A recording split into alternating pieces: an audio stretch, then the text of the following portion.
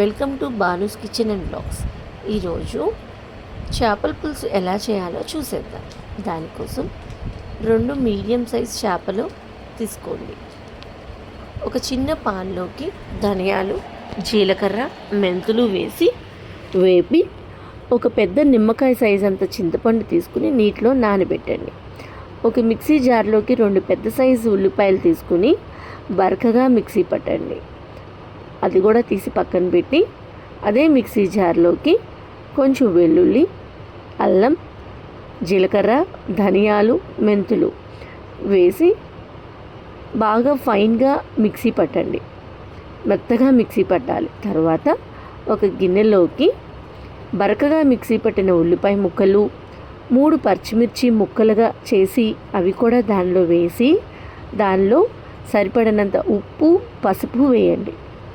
తర్వాత మనం తీసుకున్న 2 మీడియం సైజు చేపలు ఉన్నాయి చూసారా, ఆ చేపల్ని చక్కగా క్లీన్గా శుభ్రం చేసి చిన్న చిన్న ముక్కలుగా మంచిగా స్లైసెస్గా కట్ చేసి మొత్తం ముక్కలు తల, తోక, మధ్య ముక్కలు అన్నీ కూడా దానిలో వేసేసి దానిలోని మిక్సీ పట్టిన అల్లం వెల్లుల్లి పేస్ట్ కూడా దీంట్లో వేసేసి అలాగే ఈ కూరకి సరిపడినంత కారం ఒక 2-3 టీ స్పూన్ల కారం వేయండి. మీరు కారం కొంచెం ఎక్కువ తిన్నట్లయితే ఎక్కువ వేసుకోండి. మేము కొంచెం తక్కువే తింటాం కాబట్టి కొంచెం తక్కువ వేసాను. అయితే చేపల కూరకి కారం ఎంత ఉంటే అంత టేస్ట్ అనమాట. సో ఇవన్నీ వేసి చక్కగా కలిపేసేసి కొంచెం నీళ్లు తీసుకుని నీళ్ళు పోయండి. నీళ్లు పోసిన తర్వాత సరిపడినంత నూనె కూడా వేసి స్టవ్ మీద పెట్టి వెలిగించి కొంచెం సేపు ఉడకనియండి.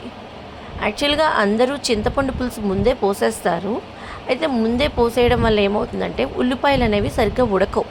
సో ఈ నీళ్ళతోనే కొంచెం ఉడికించిన తర్వాత కొంచెం చిక్కగా అయిన తర్వాత చింతపండు పులుసును వేసినట్లయితే చాలా టేస్ట్ వస్తుంది. మనము నానబెట్టిన చింతపండు ఉంది చూసారా, అది చిక్కగా జ్యూస్ తీసి అది దీంట్లో వేసేసి బాగా ఉడకనిచ్చిన తర్వాత కొంచెం దగ్గరగా వచ్చిన తర్వాత నూనె తేలుతున్నప్పుడు కొంచెం కొత్తిమీర వేసి గార్నిష్ చేయండి. అంతే, చేపల పులుసు రెడీ. Subscribe my channel.